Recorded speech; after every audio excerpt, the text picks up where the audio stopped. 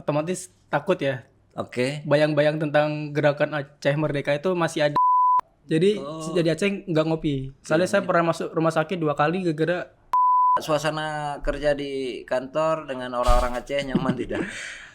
Subscribe, like, dan nyalakan loncengnya. Saya kalau lihat di Instagram mas-mas Jawa yang hidup di Banda Aceh. Apa kabar? alhamdulillah Bang baik. Udah berapa lama di Banda Aceh? Sekitar 1,5 tahun ya. 1,5 tahun. Iya. Baru pertama ini ke Aceh. Iya baru pertama. Kenapa bisa tiba-tiba kenapa bisa merantau ke Aceh? Yang pertama emang karena tugas penempatan dulu kan karena saya sekolah kedinasan Bang ya. Oke. Dulu di Politeknik Keuangan Negara STAN. Oh, STAN. Iya, Banda Aceh ini adalah penempatan pertama saya di instansinya Inspektorat Aceh gitu. Oke. Jadi 1,5 tahun. Hmm. Udah bisa bahasa Aceh lah ya. Dikit-dikit. Dikit-dikit ya. Tahu-tahu dikit aja gitu. Oh, oke. Saya lihat di Instagram Umer itu bagus juga, menarik juga kan. Ada mas-mas Jawa merantau ke Aceh sendirian. Sebelumnya emang pernah merantau kalau jauh dari rumah. Paling di Jawa-Jawa aja Bang. Oh, Ya, karena saya kan dari Semarang. aslinya Umer Iya, Semarang. aslinya di kota Semarang, terus kampusnya kan di Tangerang Selatan. Udah itu paling merantau sejauh itu aja gitu. Satu hari bisa Iya. sampai pulang ke rumah ya. Iya, naik kereta. Ya, tiba-tiba naik kereta. Kalau di Jawa naik kereta, kalau Iya, di sini naik kereta juga kan. naik kereta terbang. Kalau di Jawa kan di Aceh keretanya kejar-kejaran Oh iya, motor ya. balap-balapan ya. Karena motor kan. Iya. Ya. Ada ini nggak awal-awal pertama datang ke Aceh semacam show kultur gitu? Pertama karena denger Aceh otomatis takut ya. Oke. Bayang-bayang tentang gerakan Aceh Merdeka itu masih ada dulu. Ya. Sebelum kesini ya. Ya, Kayak mikir orang Jawa aman kayak ya tinggal di Aceh gitu kan. Ya. Terus di sini juga nggak punya saudara, nggak punya keluarga gitu kan. Bakal kayak gimana hidup di sini sendirian gitu-gitu. Awal-awal kayak gitu. Benar-benar pertama berarti ke Aceh. Awalnya sempat terpikir seperti itu. Iya. Terus pas sampai ke sini?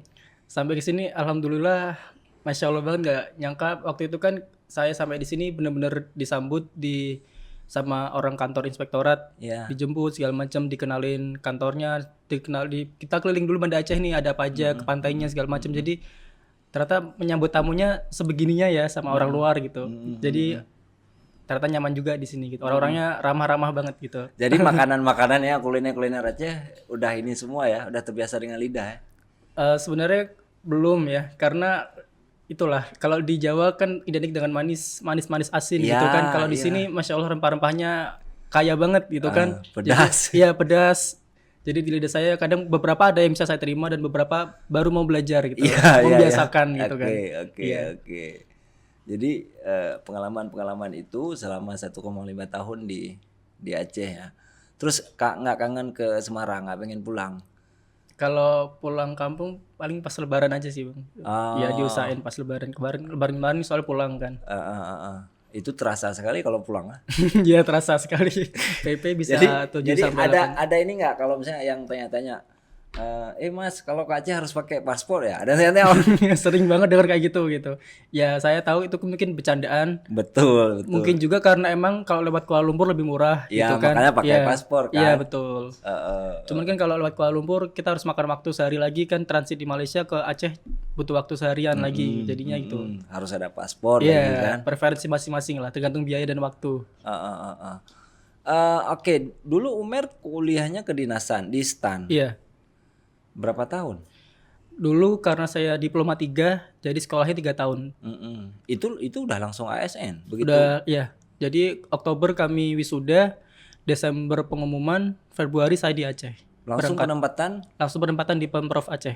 nggak bisa tolak ya kalau udah Enggak. karena udah teken ini ya siap ditempatkan di. Iya, siap ditempatkan di seluruh Indonesia gitu. Oke. Seberapa susah sih masuk STAN? Itu paling favorit biasanya anak-anak sekolah lulusan SMA kan? Dulu STAN itu kan sebelumnya saya kan SMA lulusan 2018. Oke. Jadi saya udah dapat undangan di IPB dulu. Saya dulu kuliah dulu di IPB selama 3 semester. Prodi kedokteran hewan. Oke. Terus waktu itu emang mau pindah tapi bukan ke STAN. Pindah ke Undip kedokteran gitu kan. Karena saya di Semarang, kampusnya di Undip. Ya. Saya pengen dekat rumah aja gitu kan. Saya ikut tes gitu. Terus ada teman saya ngajakin ikut tes STAN. Saya kan nggak ada persiapan, nggak ada belajar segala macem, ikut-ikut aja tuh. Ternyata teman saya nggak lolos, saya yang lolos gitu. Waduh. Jadi ya tapi kan walaupun ikut-ikutan juga nggak serta-merta ini kan. Persiapannya paling kalau orang-orang mungkin ikut bimbel gitu-gitu kan. Kalau saya kan karena udah sibuk di IPB, jadi nggak ada sempat buat waktu bimbel apalagi belajar-belajar gitu kan. Jadi udah ya semampunya dan itu aja, seluang-luangnya aja gitu. Waktu SMA Umer siswa berprestasi. Iya, juara umum. Oh iyalah. Iya. Ya sekelas juara umum nggak belajar ya masih inilah ya. Dapat undangan ke IPB langsung makanya. IPB kedokteran hewan. Iya. Itu juga tidak mudah. Persaingannya juga ketat. Ya. Iya, dia kalau dari Jawa Tengah saya lihat yang keterima jalur undangan cuma 4 orang. Oke. Terus selama kuliah di STAN, sekolah kedinasan, otomatis jauh dari orang tua ya. Iya. Jadi itu udah pengalaman merantau juga. Pengalaman dari situ tiba-tiba kemudian dapat dinasnya ke. Ya, nggak pernah terpikirkan bakal dapat di ujung barat Indonesia gitu. Benar-benar surprise. itu pas dapat awal. Shock banget, bahkan ngasih tahu pengumuman ke orang tua H+2 pengumuman. Oke. Salah nunggu mood orang tua dulu kan. Ya. Ya itulah. Orang tua kasih izin. Dulu kan sebenarnya kan orang tua nyuruh saya untuk stay di kedokteran aja, nggak usah pindah-pindah gitu kan. Loh, padahal di lain kesempatan orang tua paling jagokan loh. Orang tua pengen saya di kedokteran Undip gitu kan. Terus saya ikut tesan tuh diam-diam, nggak bilang orang tua. Karena kalau saya bilang nggak bakal diizinin gitu kan. Oke. Waktu saya dapat pengumuman ke Aceh, saya mikir mungkin ini gara-gara dosa saya dulu kali ya, nggak nurut orang tua gitu-gitu kan. Makanya waktu saya kasih tahu, ya itulah kita nangis bareng di rumah. Terus ya sisa H+7 di rumah itu bener-bener buat quality time banget gitu. Oke. Sebelum melepaskan anaknya pergi jauh gitu kan, ya nggak Ibu tahu. berat sekali pasti. Iya berat banget. Ayah. Kita berdua nangis di bandara waktu itu. Iya. Lihat anaknya umur masih muda. Masih ya muda kan? terus ke tiba-tiba sana. jauh dari orang tua ya. Kalau sekarang udah 1 tahun lebih di Aceh. Kalau sekarang sama aja sih, tiap ke bandara kita kayak ya gitulah. Pisah-pisahan, sedih-sedihan gitu-gitu. Soalnya kan waktu lebaran emang cuma seminggu aja gitu kan. Perjalanan 2 hari, berarti ya di rumah sekitar 5-6 hari aja gitu. Umer berapa bersaudara? Bertiga bang. Bertiga. Umer yang tua. Yang kedua. Yang kedua anak tengah. Anak tengah. Oke, berarti sekarang ada kakak, abang. Abang, terus adik masih SD. Jadi tapi sering komunikasi ya? Sering. Kami sehari minimal 2 kali telepon gitu. Misalnya waktu berangkat pagi kita pamitan, video call dulu, terus waktu pulang, waktu makan malam gitu lah. Jadi seakan-akan kita kayak di rumah gitu. Betul. Sorry nih, Ibu ininya apa? Apanya? Ibu sebagai profesinya? Ibu rumah tangga sih. Ibu rumah tangga, ayah? Kalau ayah kerja di BUMN gitu. Oh, oke. Kalau mau misalnya mau ngobrol sesuatu nih di kamera tuh, Ibu kayak adik apa kira-kira? Kalau di telepon udah biasa lah kan? Oh gitu. Gimana ya? Mama, ayah di sini insya Allah aku baik-baik aja. Di sini banyak orang baik, banyak teman yang insya Allah menganggap aku kayak saudara sendiri. Terus benar-benar aku dijaga di sini ya mereka menganggap aku sebagai keluarga gitu. Jadi insya Allah orang tua nggak perlu khawatir di sana, anaknya bisa bertahan hidup di sini dan bisa bersosialisasi dengan orang-orang Aceh gitu. Oke. Jadi nggak perlu khawatir ya ayah mama ya. Insya Allah bisa ini di sini ya. Oke. Udah di STAN 3 tahun kemudian pindah di sini. Itu sangat ini sekali ya kalau di kuliah di STAN. Disiplinnya kuat, bisa lebih ini. Iya, yang terkenal itu kan sistem dropout-nya, Bang. Oh ya, ada DO juga. Ada tiap semester itu bisa puluhan mahasiswa di drop out. Evaluasinya per semester. Per semester melalui IPK bisa melalui nilai per mata kuliah. Jadi dulu kayaknya nggak boleh terus minimal IPK-nya 2,75 kalau di angkatan saya dulu ya. Untuk supaya ada DO kalau Umer apa yang lakukan? Dulu saya sebenarnya juga pernah hampir ya di semester 3. Pernah hampir di satu mata kuliah. UTS saya waktu itu bener-bener nilainya anjlok. Terus saya perbaiki di UAS. Jadi biar mengimbangi nilai gitu kan ya. Terus saya kejar juga di nilai aktivitas. Jadi benar-benar itu harus survive banget.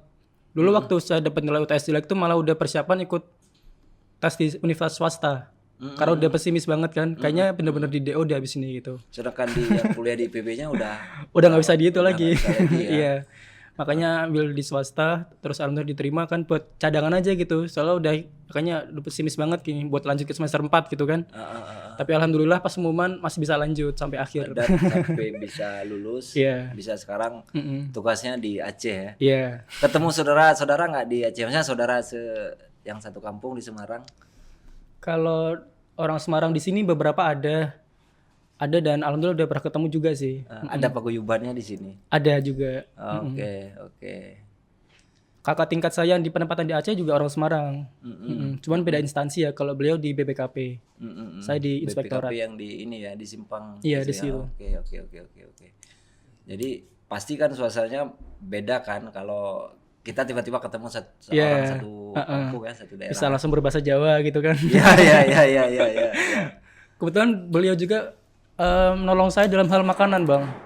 Dia kayak nyariin tempat-tempat yang orang-orang penjual orang-orang khas Jawa gitu kan. Jadi ya itulah jadi langganan saya akhirnya. Oke, jadi saya kangen apa makanan khas Semarang?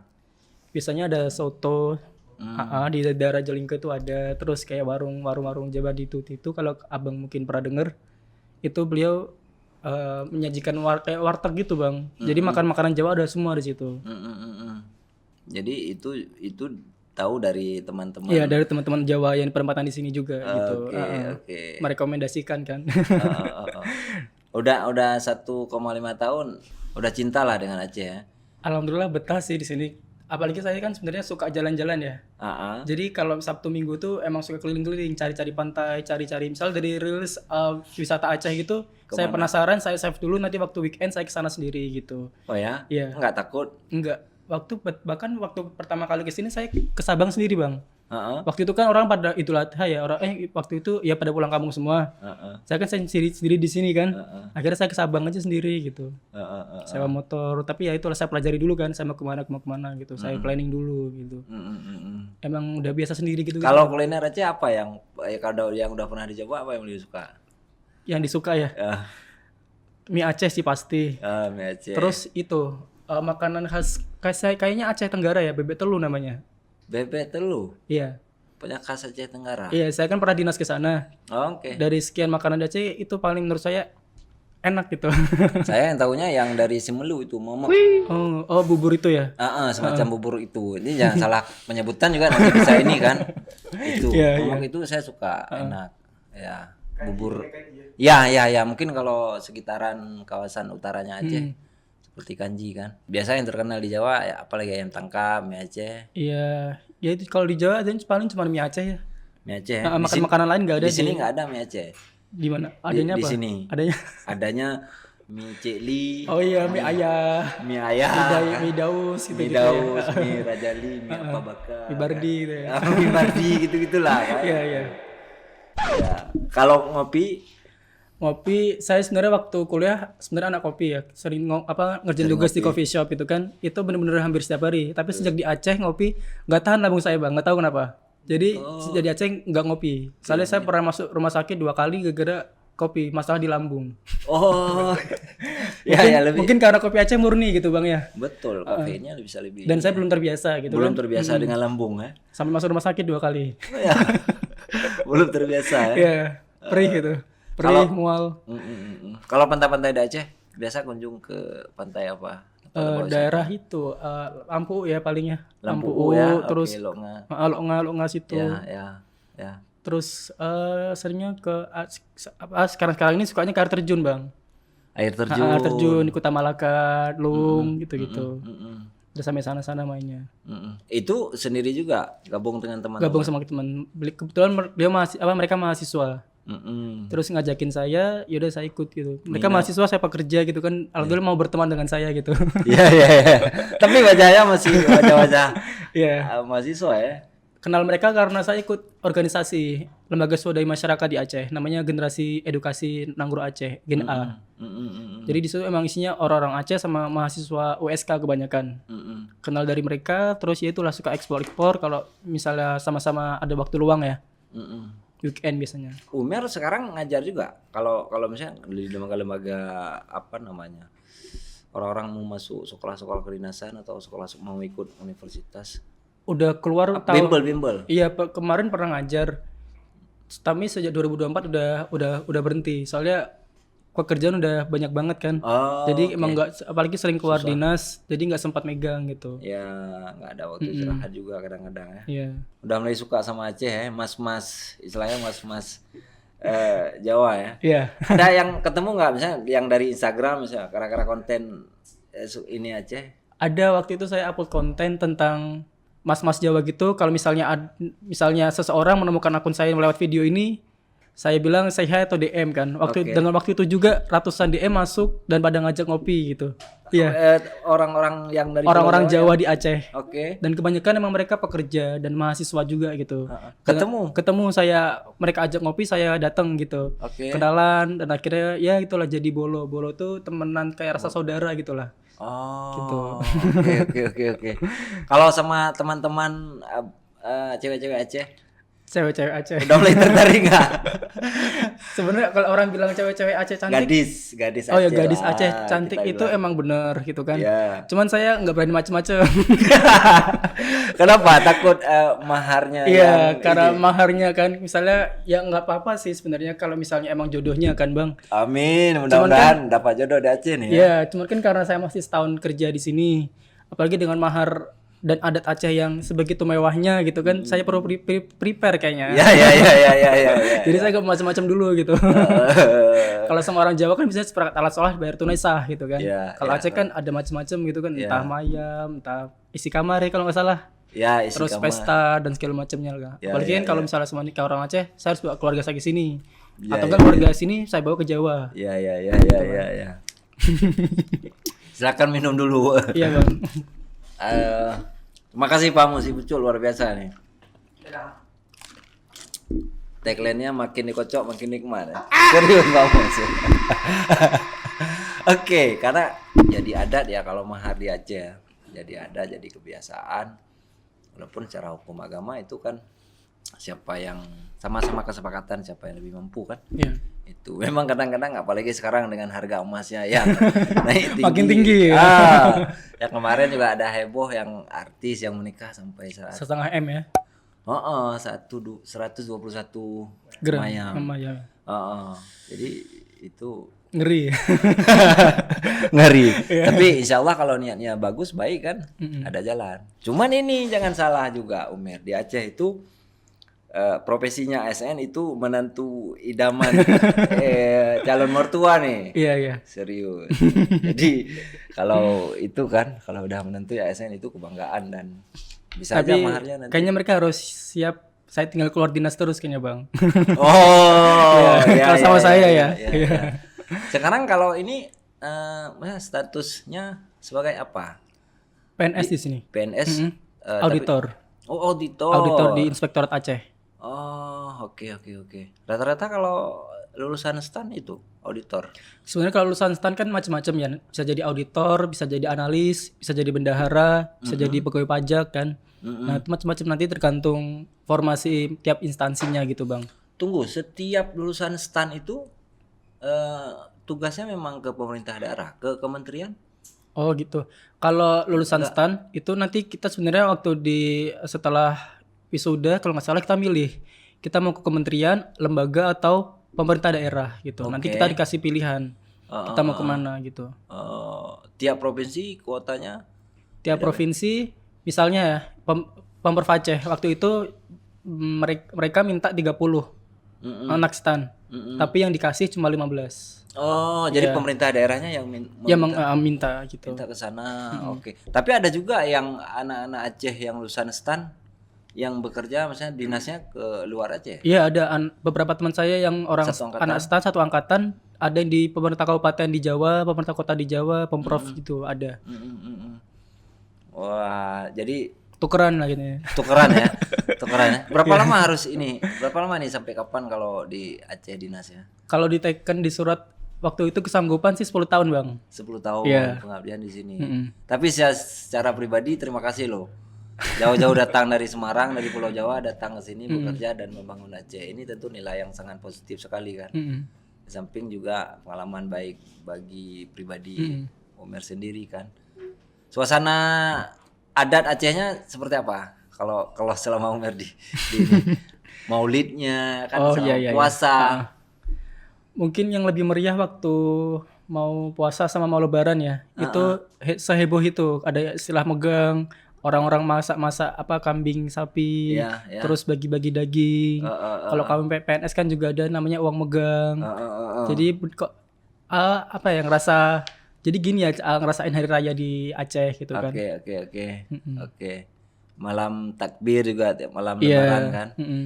Mungkin tiap-tiap daerah itu bisa beda-beda. Kalau megang ya di Pulau Jawa tidak ada sama Nggak sekali ada ya sama sekali. tradisi itu Nggak ya. ada tren potong-potong kambing itu nggak ada. Oh. Mm-mm.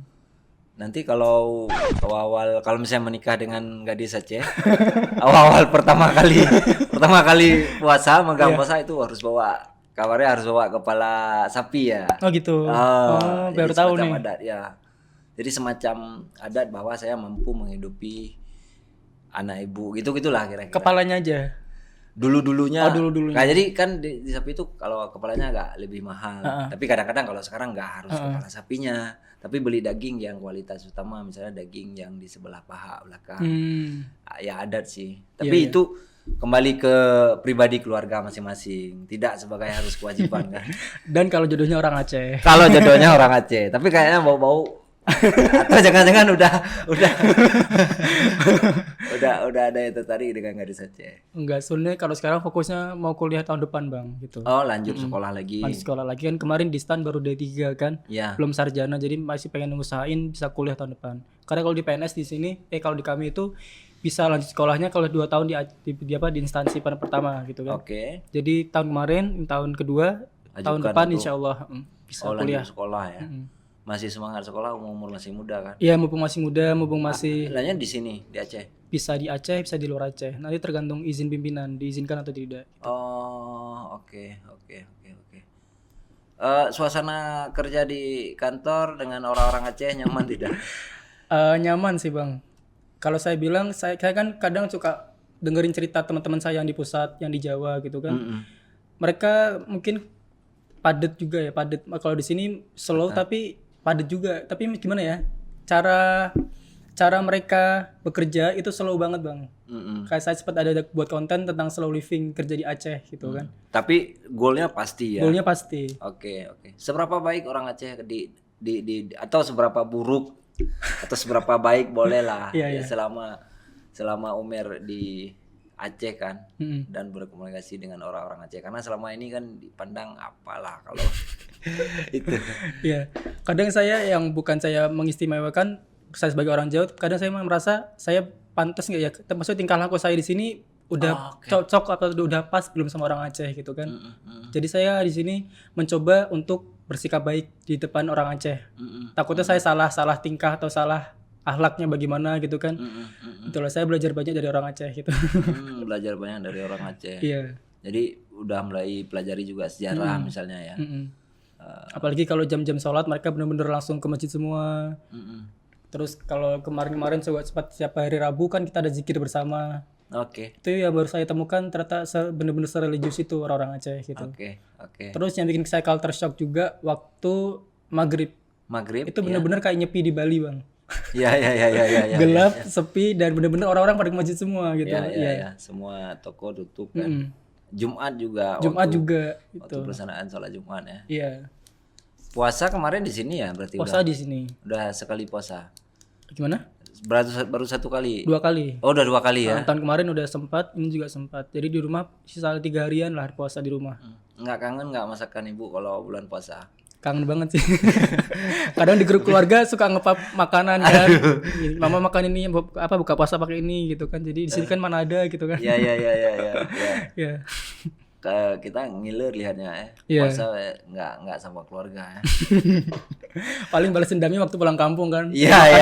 Ini gitu. Iya.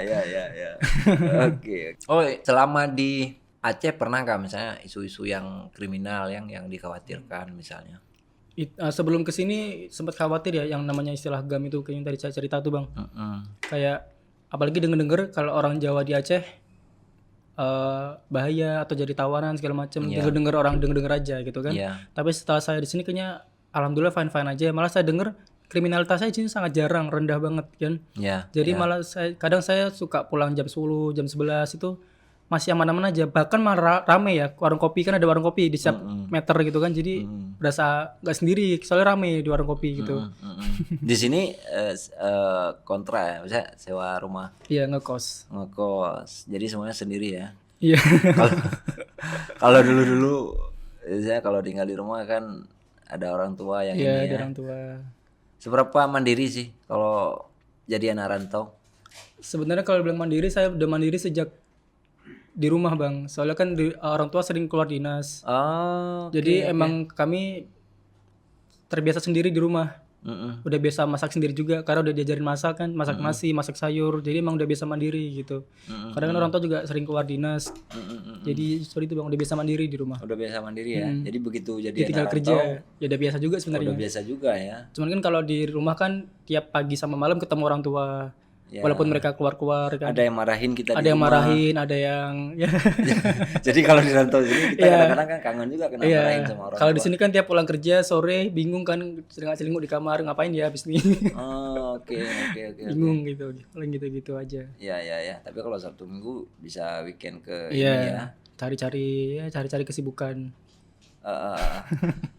Umer melihat SDM Aceh seperti apa, anak-anak muda Acehnya gitu. Kemarin kan kita baru-baru yang ya dibilang bahwa Kota Banda Aceh ini SDM tinggi gitu ya. Nomor 2 ya. Nomor 2 gitu setelah Jogja. Kayaknya sesuai sih Bang, karena itu waktu saya awal-awal di sini kan bener-bener emang mau cari ikut kegiatan ya. Entah organisasi yang eksternal, entah dari organisasi apapun. Sampai saya waktu itu ketemu di Instagram, makanya banyak banget LSM, banyak banget organisasi. Makanya saya join satu, itu organisasi LSM tadi, Generasi Edukasi Nanggro Aceh. Dan saya pikir emang bener-bener generasi muda di sini kreatif Bang. Saya walaupun di Jawa juga ada, cuman saya salutnya di sini walaupun mungkin infrastruktur dan fasilitas lain terbatas, tapi mereka nggak menyerah. Mereka tetap mengedukasikan, mereka tetap membangun semangat untuk berorganisasi sama anak muda itu Bang. Ya. Ini penting juga, kita perlu semacam sudut pandang dari orang dari berbeda pulau kan, melihat Aceh seperti apa kan. Kalau Omer berarti sering isi ini juga, misalnya jadi pemateri gitu di acara-acara forum-forum. Iya, kemarin juga sempat diundang di Flamboyan FM. Oke. Terus ngisi sosialisasi terkait pencegahan pelecehan seksual di RS-an, punyanya Dinas Sosial Aceh. Ya. Iya. Tahu. Dan ke depan kami mau mensosialisasikan terkait akuntansi masjid Bang. Saya kan karena background saya akuntansi, saya ingin memberikan edukasi terkait laporan keuangan masjid-masjid. Mungkin saya pikir, saya pikir karena masjid di sini biasanya kalau di Jawa ya, mohon maaf, di Jawa tuh kadang di dinding tuh ada laporan. Jadi kita bisa tahu uang-uang ini alirannya kemana aja, digunakan untuk apa saja. Biar umat bisa melihat uang ini pengalokasian untuk apa saja gitu. Jadi biar mereka paham dan jadi mengerti. Kalau misalnya ada masjid yang mau misalnya belajar soal keuangan itu, Umer bisa membantu. Bisa insya Allah. Karena dulu waktu tahun 2021 saya sempat ikut workshop kayak sertifikasi terkait akuntansi masjid di UIN Jakarta waktu itu. Oke. Ya karena kan di Aceh juga ada Badan Komunikasi Remaja Masjid ya, BKPRMI ya Pak Mus. Kemakmuran masjid ya. Jadi itu saya pikir juga penting kan. Iya. Oke. Karena Umer latar belakangnya akuntansi ya. Iya. Sekarang ini lagi di tahap kita penyusunan modul dulu. Modul sama bahan materi. Nanti kalau udah siap semua baru kita mungkin launching. Dan kita akan gerak ke masjid-masjid daerah Banda Aceh dulu gitu. Iya. Menarik ini. Hampir 2 tahun di Aceh. Ada nggak kira-kira satu hal yang paling berkesan selama di Aceh? Masjidnya Bang. Masjidnya di sini megah-megah, niat gitu Bang orang bangun. Waktu itu saya pernah ke Aceh Besar, emang lagi dibangun sih. Iya. Cuman dari struktur dan kerangkanya itu waktu itu baru atas saja. Indah banget gitu Bang. Terus daerah Biren, daerah mana Aceh Tenggara, itu bener-bener kayak istana kalau saya bisa katakan ya. Indah-indah gitu Bang. Saya nggak temuin di masjid-masjid di Jawa gitu. Beneran seniat itu orang Aceh bangun masjid. Ya. Dan orang Aceh sangat marah kalau masjidnya dibakar. Seperti yang Masjid Raya Baitur Rahman kan dulu pernah dibakar oleh Dibakar Belanda. siapa? Belanda. Oh Belanda. Dan waktu itu sampai siapa itu yang bilang bahwa ini masjid kita telah dibakar, artinya itu telah dihina agama kita. Itu jadi darah perlawanannya makin ini muncul kan. Baru tahu. Tsunami juga kan. Mm-mm. Tsunami banyak sekali masjid-masjid di Aceh yang Masih kokoh ya. masih kokoh yang selamat. Salah satunya mungkin yang di Lampu U. Oh iya. Mungkin Umer udah pernah ke sana. Itu bahkan di bagian di belakangnya itu memang sengaja dinding yang kerusakan tsunami itu memang disisakan. Jadi yang udah ditutup itu disisakan bahwa ini memang bukti Pernah itu dasarnya. Ya, tsunami.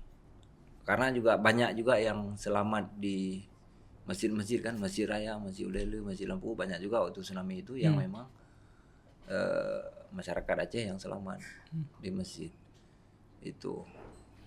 Kalau saya lihat juga Masjid Aceh kayaknya nggak ada pintunya bang ya, selalu terbuka ya. Ya, oh ya, kalau Baru nggak saya. kalau yang di Pulau Jawa itu Ada pintunya terus dikunci gitu. oh. Iya sih kalau di daerah memang pondasinya agak lebih tinggi karena biar lebar tidak ya. masuk hewan-hewan kan. Tapi memang ya kalaupun pagarnya pagar ukuran 1 meter gitulah, pagar kayu gitu kan. Iya. Itu jadi siapapun bisa. itu menarik juga ya kalau sudut pandang Umer ya. Iya. Jadi kayak kita sebagai orang luar betah gitu sholat di masjid kan, bersih, bagus, adem. Terus imamnya juga baca Qur'annya yang panjang-panjang, indah-indah gitulah kori-korinya bang ya. Kalau di Jawa kan mungkin pakai surat pendek. Mereka buru-buru juga kan. Jadi Masya Allah banget Aceh benar-benar wah gitu. Ya, jadi saya pikir memang tiap-tiap daerah itu punya keunikan dan khas masing-masing kan. Jadi itu jadi bukan kita berniatnya membandingkan bahwa ini lebih baik itu enggak, tapi sebagai Ciri khas ya. ciri khas masing-masing tradisi daerah yang berbeda kan. Iya. Ya. Kalau ke pantai air terjun itu pernah nginap. Pernah nginap waktu di Lok Matai paling bang. Oh lu Matai ya. Yang jalan kaki satu jam lebih tuh. Yang banyak monyet-monyetnya itu. Itu sama teman-teman yang mahasiswa itu. Iya. Nggak takut ini. Enggak. Karena setelah tsunami, setelah damai, Aceh benar-benar sangat Aman damai ya? kan, aman itu. Mungkin itu atau Umer ada yang kira-kira apa motivasi untuk teman-teman yang sedang berjuang, yang sedang sekolah, yang sedang bekerja, yang belum bekerja kan? Karena penting juga Umer ini udah sosok anak muda sukses. Amin. Kalau menurut saya mungkin itu terkait promosi Aceh ya. Ya. Kalau saya lihat promosi Aceh ini mungkin masih kurang dan mungkin di luar sana kurang masih asing terkait wisata di Aceh. Padahal di Aceh ini wisatanya bagus, indah, tapi belum terdengar sampai luar sana gitu. Jadi saya pengen mungkin anak muda yang suka traveling mungkin bisa nyoba ke Aceh karena wisatanya religius, aman, murah, dan insya Allah nggak nyesel kan. Karena di sini terkait kriminalitasnya juga kurang. Semuanya alhamdulillah makanannya juga enak-enak, lebih murah dari daerah lain. Dan itulah saya pengen banget anak muda tuh mungkin banyak ya vlogger-vlogger yang suka jalan-jalan ke luar Indonesia kan, misalnya emang biasanya ke Bali, ke Lombok atau kemana. Coba sekali-sekali main ke Aceh. Dan untuk non Muslim saya rasa nggak perlu khawatir karena di Aceh ini udah terbuka banget ya. Yang perempuan pun kayaknya nggak terlalu diapakan ya. Yang penting kita masih berpakaian sopan, masih menjaga norma dan insya Allah semuanya aman-aman aja gitu. Ya. Non Muslim juga tidak ada kewajiban untuk memakai kerudung, berhijab misalnya kan, yang penting selama menggunakan pakaian yang sopan gitu. Jadi itu pentingnya, kami juga ingin, karena Sago ini sebagai ruang edukasi, Umer sebagai orang dari Pulau Jawa ingin berbagi cerita soal itu ke teman-teman dari luar kan. Iya. Umer dulu waktu ke Aceh naik bus dari Pulau Jawa ke ini atau pesawat? Naik pesawat bang, cuman kalau misalnya pernah naik bis ke Aceh mungkin dari Medan naik bisnya. Naik bisnya dari Medan dan itu adanya malam hari ya? Adanya malam hari. Itu kan itu nggak lihat Aceh suasana pemandangan. Iya gelap. Pertama kali waktu kesini malah karena waktu itu dulu saya kan ketinggalan pesawat dari Medan ke Aceh. Karena terlambatnya dari Jakarta ke Medannya terlambat kan. Saya ketinggalan pesawat dan waktu itu maskapai sebelah nggak mau tanggung jawab. Akhirnya saya terpaksa pakai jalur transportasi darat. Oh, oke. Kalau bus memang perjalanan Aceh. Itu pertama kali ke itu malah terbang ke sini. Udah dapat musibah dulu. Oh. Jadi apa hal yang tidak enaknya kalau di Aceh? Maksudnya yang apa ya? kenangan yang hal yang iya. buruk, yang tidak baik. Kenangan yang tidak buruk. Maksudnya kesan apa ya? Yang kurang baik deh selama di Aceh gitu. Yang kurang baik, jujur saya terkait warung kopi Bang ya. Saya kan PNS nih. Ya. Juga sering datang ke dinas-dinas, menemui PNS-PNS di dinas terkait. Ya. Mereka kan kadang saya temui di ruangan masih kosong. Kalau saya dengar-dengar emang di warung kopi itu masih ada PNS ya. Entah duduk, entah makan, entah apa di warung kopi gitu Bang. Terus mungkin hal-hal lain yang saya agak gimana gitu di Aceh terkait fasilitas di sini kan. Mungkin karena saya di kota juga di Jawa kan, dan semuanya ada di sini, saya juga harus beradaptasi gitu. Tapi poin plusnya saya jadi hemat karena nggak ngeluarin banyak uang gitu untuk misalnya buang-buang uang di mall entah di mana gitu kan. Oke. Ya, itu penting juga bagian dari masukan dari orang luar melihat soal Aceh ini ya. Bioskop ya betul, sanak bioskop soalnya. Bioskop juga nggak ada di sini. Nggak ada juga. Dulu sebelum tsunami ada. Oh iya. Ya, ada beberapa di daerah di Biren, semuanya juga ada bioskop. Masa kecil saya ada PHR namanya. Biasa hiburan rakyat nggak salah. Jadi layar tancap gitu. Layar misbar istilahnya. Iya. Itu dipisah lagi perempuan Bang. Dulu nggak. Oh dulu nggak, Bang campur. Syariat Islam ini berlakunya tahun 2000-an ya. Tahun 2001 nggak salah. Ya. Setelah itu baru kemudian diikuti dengan aturan-aturan pemerintah daerah, perda dalam bentuk Konun ya. Ya.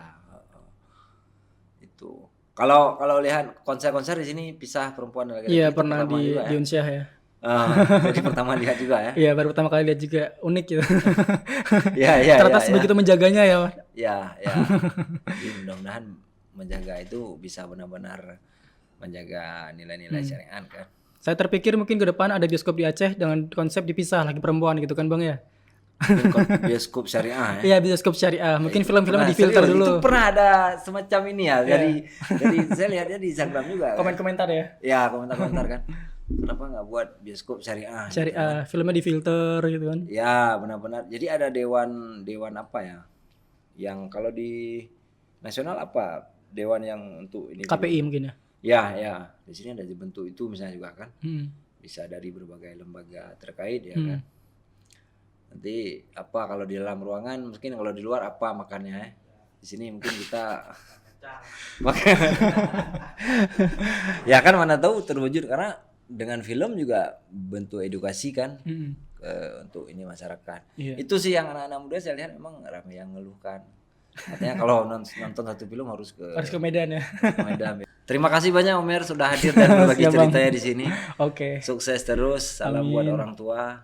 Insyaallah mudah-mudahan dapat keberkahan, dapat jodoh di sini. Bingung bisa aminin apa enggak nih? Semana yang terbaik ya. Iya, amin. Kan? Insyaallah kan pilihan Allah terbaik ya Bang ya. Pasti.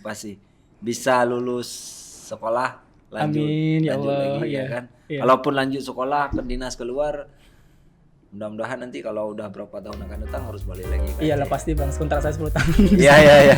Oke, terima kasih Umer. Siap Bang.